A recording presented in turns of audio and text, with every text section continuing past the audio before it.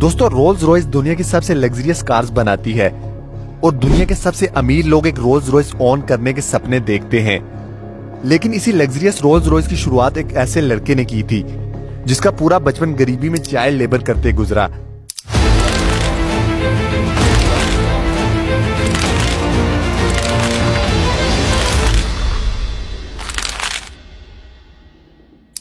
दोस्तों, 1863 में इंग्लैंड के एक छोटे से गांव में जन्म होता है हेनरी रॉयस का।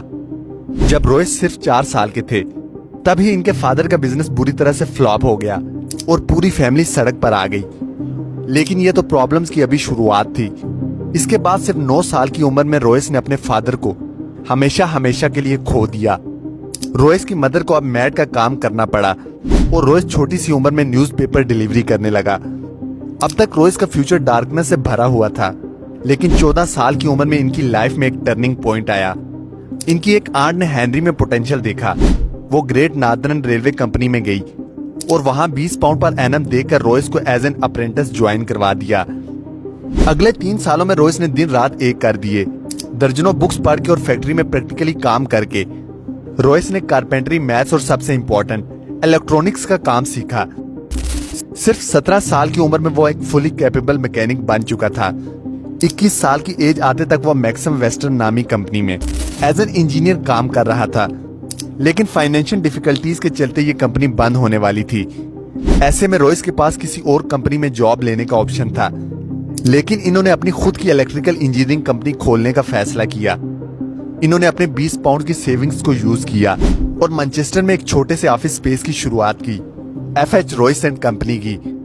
इन्होंने अपने एक दोस्त अर्नेस्ट क्लैरेमोंट को एज अ पार्टनर भी ज्वाइन करा लिया। इनिशियली सरवाइव करने के लिए रॉयस को जो भी काम मिला इन्होंने किया, जैसे सेविंग मशीन रिपेयर करना और इलेक्ट्रिकल फिटिंग्स करना वगैरह।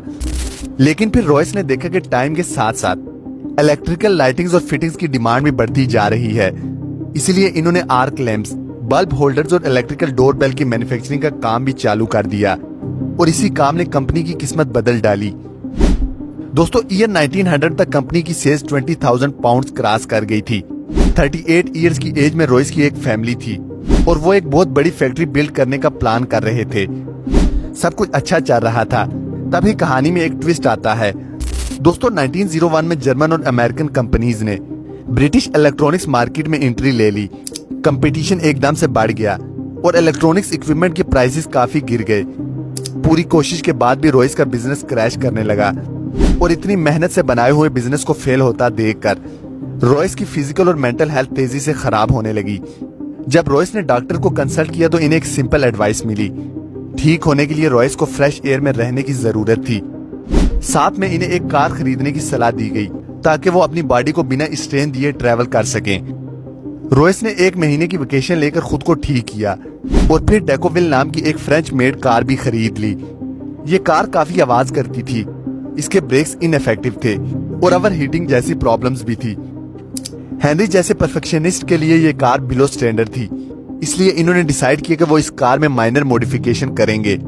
लेकिन जाने अनजाने में इन्होंने इस कार को पूरी तरह से ही रीडिजाइन कर डाला। ये रीडिजाइन कार ओरिजिनल डेकोविल कार से काफी सुपीरियर थी और यहीं से रॉयस को कॉन्फिडेंस आया कि वो अपनी खुद की कार्स बिल्ड कर सकते हैं और इवन की कार्स का बिजनेस भी कर सकते हैं। इन्होंने एक छोटी सी टीम असेंबल की और अपनी नई कार को डिजाइन करना चालू कर दिया। सभी पार्ट्स की ड्राइंग्स बन जाने पर इन्हें वर्कशॉप में कास्टिंग के लिए भेज दिया गया। अब रॉयस की 10 हॉर्स पावर और 2 सिलेंडर वाली एक कार शेप लेने लगी और हर एस्पेक्ट जैसे कि लाइट्स, ड्यूरेबिलिटी और रिलायबिलिटी में ये कार हर मौजूदा कार से बेहतर थी। दोस्तों, 1 अप्रैल 1904 को इसे सबसे पहले रोड टेस्ट किया गया और अपने पहले ही टेस्ट में इसने करीबन 50 किलोमीटर का डिस्टेंस तय किया और वो भी बिना किसी प्रॉब्लम के। रॉयस ने 2 और सेम मॉडल की कार्स बनवाई और इन्हें टेस्ट कर करके इम्प्रूव करने लगा। अब इन्होंने वर्ल्ड क्लास कार्स तो बना ली थी, लेकिन वो अकेले ही इन कार्स को पूरी दुनिया तक पहुंचाने के कैपेबल नहीं थे। और ऐसे में एंट्री होती है कहानी के दूसरे हीरो की, चार्ल्स रोल्स। रॉयस एक एग्जीबिशन में अपनी कार्स को प्रेजेंट कर रहे थे और इसी दौरान इन कार्स पर चार्ल्स रोल्स की नजर पड़ी। चार्ल्स रोल्स एक पैशनेट मोटोविस्ट थे और सुपीरियर क्वालिटी की कार्स का सक्सेसफुल बिजनेस करते थे।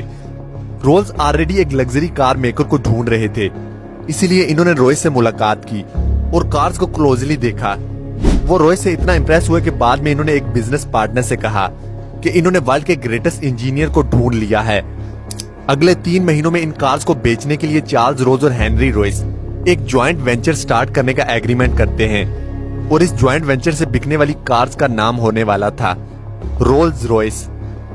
मार्च 1906 में रोल्स रॉयस लिमिटेड को ऑफिशियली एस्टैब्लिश किया गया और सबसे पहले 4 रोल्स रॉयस 10, 15, 20 और 30 हॉर्स पावर वाली मॉडल्स को सप्लाई करने का डिसीजन लिया जाता है। रोल्स का मानना था कि किसी भी कार की मार्केटिंग का सबसे अच्छा तरीका है उस कार के साथ रेसिंग टूर्नामेंट में पार्टिसिपेट करना। इसीलिए रोल्स ने आइल ऑफ मैन टूरिस्ट ट्रॉफी जैसे टूर्नामेंट में हिस्सा लिया और रोल्स रॉयस की कार्स को यूज करके इन रेसेस को जीता। साथ ही साथ इन्होंने इन कार से कई नए स्पीड रिकॉर्ड्स भी बनाए। इन सब से रोल्स रॉयस एक ग्रेट कंपनी की तरह इस्टेब्लिश हो चुकी थी, लेकिन अभी भी इनकी सबसे सक्सेसफुल कार का आना बाकी था। ईयर 1906 में रॉयस ने 40 और 50 हॉर्स पावर और 6 सिलेंडर के साथ एक नया मॉडल लॉन्च किया। इसकी बॉडी का कलर सिल्वर था और ये चलाने में बहुत स्मूथ और साइलेंट थी, बिल्कुल एक गूस्ट की तरह, और इसीलिए इसका नाम सिल्वर गूस्ट रखा गया। कार को मार्केट करने के लिए रोज ने 24,000 किलोमीटर का एक इंड्योरेंस टेस्ट प्लान किया, जिसमें सिल्वर गूस्ट को संडे को छोड़कर 2.5 महीनों तक दिन और रात लगातार चलाया गया और 24,000 किलोमीटर का डिस्टेंस कवर किया गया। सिल्वर गूस्ट ने बिना किसी इशू के ये टेस्ट पास भी कर लिया। इसके अलावा रोज ने कई डिमॉन्स्ट्रेशन ऑर्गेनाइज किए, जिसमें इन्होंने सिल्वर गूस्ट को वेस्पर टेस्ट से गुजारा। इस टेस्ट में वो कार के बोनट के ऊपर एक कॉइन को बैलेंस करते थे और इसे बिना गिराए चलाते थे, जिससे प्रूव होता था कि ये कार एक्सट्रीमली स्मूथ है। रॉयस की इन स्ट्रेटजी से सिल्वर गूस्ट चारों तरफ best car in the world की तरह पॉपुलर हो गई और ये उस वक्त के किंग्स, क्वींस और इंडस्ट्री लीडर्स की फर्स्ट चॉइस बन गई। रोल्स और रॉयस की पार्टनरशिप का डिसीजन एक मास्टर स्ट्रोक साबित हुआ।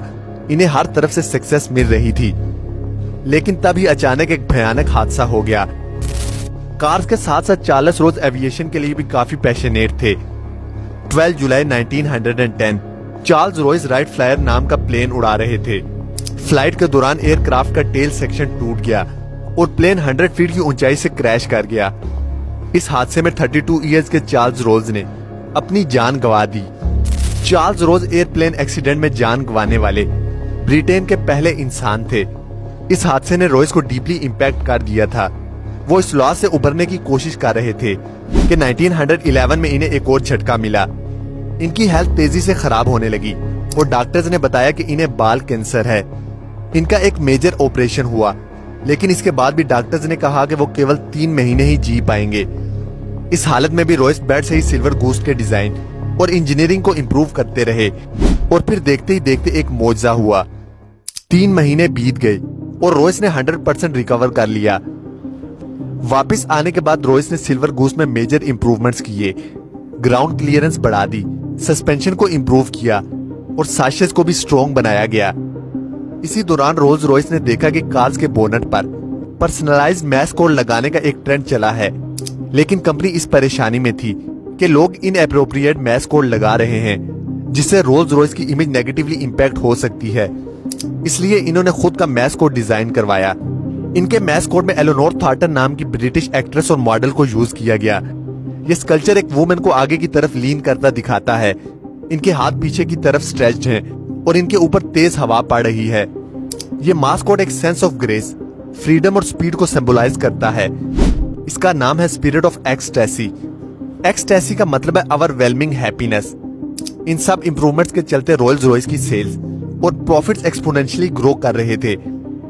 1913 तक इनका प्रॉफिट 90,000 पाउंड्स को भी क्रॉस कर चुका था और रोल्स रॉयस की ब्रांचेस को इंटरनेशनली एक्सपेंड करने के भी प्लान्स थे। लेकिन फिर से कुछ ऐसा हुआ जिसने रोल्स रॉयस को ऑलमोस्ट बर्बाद कर दिया। दोस्तों, ईयर 1914 वर्ल्ड वॉर 1 की शुरुआत हुई, लेकिन रोल्स रॉयस इसके लिए तैयार न थे। इस वार की वजह से बर्तानिया की इकोनॉमी क्रैश हो गई, जिसका इम्पैक्ट सबसे ज्यादा रोल्स रॉयस पर पड़ा। इसकी सेल्स क्रैश कर गई और कंपनी को अपने एम्प्लॉयज को फायर करना पड़ा। सभी को लग रहा था कि रोल्स रॉयस अब वार में सरवाइव नहीं कर पाएगी, लेकिन रॉयस के दिमाग में कुछ और ही प्लान्स थे। रॉयस ने मिलिट्री अथॉरिटी से मीटिंग की, जिसके बाद इन्हें रियलाइज हुआ कि वार में रिलायबल और हाई परफॉर्मेंस वाली गाड़ियों की सख्त जरूरत है। इसीलिए रोल्स रॉयस ने सिल्वर गूस्ट को मॉडिफाई करके एक आर्म्ड कार में तब्दील कर दिया। कार की बॉडी में 8 मिलीमीटर मोटा आर्मर लगाया गया, जिसमें एक मशीन गन फिट की गई। इस कार को मिडिल ईस्ट के डेजर्ट रीजन में ऑपरेशन कंडक्ट करने के लिए यूज किया गया। इनका यूज स्पाइंग मिशंस के लिए भी हुआ, क्योंकि सिल्वर गोस्ट चलाने में काफी स्मूथ थी। वो किसी जख्मी सोल्जर को कैरी करने के लिए भी बेस्ट व्हीकल थी। इसीलिए कई सिल्वर गोस्ट को वार एम्बुलेंस की तरह मॉडिफाई कर दिया गया। इनमें स्ट्रेचर्स, मेडिकल इक्विपमेंट्स और नर्सेज के लिए सफिशिएंट स्पेस बनाई गई और नाइट टाइम मिशंस के लिए इलेक्ट्रिकल लाइटिंग्स फिट की गई। इन एम्बुलेंसेज ने हजारों जिंदगियां बचाई। अब रोल्स रॉयस कार्स को high ranking officers, diplomatic machines और किंग मैसेंजर्स के तौर पर भी यूज किया गया। मिलिट्री के साथ क्लोजली काम करते वक्त रोल्स रॉयस को रियलाइज हुआ कि ब्रिटिश एयरफोर्स अपने एयरप्लेन इंजन्स के लिए फ्रेंच कंपनीज पर हेविली डिपेंडेंट थी और गवर्नमेंट ये चाहती थी कि कोई ब्रिटिश कंपनी ही इन्हें इंजन सप्लाई करे। इसी मौके का फायदा उठाते हुए रोल्स रॉयस ने एरो इंजन मैन्युफैक्चरिंग में एंट्री ले ली। रॉयस ने खुद एरो इंजन डिजाइन सीखा और 1915 में अपना पहला इंजन द ईगल लॉन्च किया। यह इंजन पहले के मुकाबले में ज्यादा रिलायबल और फ्यूल एफिशिएंट था, इसीलिए ब्रिटिश एयरफोर्स ने साल के अंदर तक लगभग 500 ईगल इंजन का ऑर्डर दे दिया। लेकिन रॉयस यहाँ नहीं रुके। इन्होंने 1915 के अंदर लाइट एयरक्राफ्ट के लिए हाक इंजन बनाया। 1916 में ईगल का स्मॉलर वर्जन फाल्कन इंजन बनाया और 1918 में लार्ज और लॉन्ग रेंज एयरक्राफ्ट के लिए कॉन्डोर इंजन बनाया। इन इंजन की वजह से ब्रिटिश आर्मी को spying mission, anti submarine operations और बॉम्बिंग ऑपरेशंस में काफी मेजर एडवांटेज मिला और यही इनकी जीत का एक इम्पोर्टेंट पॉइंट बना। रोल्स रॉयस का एरो इंजन मैन्युफैक्चरिंग में एंट्री लेना एक ब्रिलियंट स्टेप साबित हुआ और आज भी हजारों कमर्शियल एयरक्राफ्ट्स और मिलिट्री एयरक्राफ्ट्स में रोल्स रॉयस के इंजन यूज किए जाते हैं।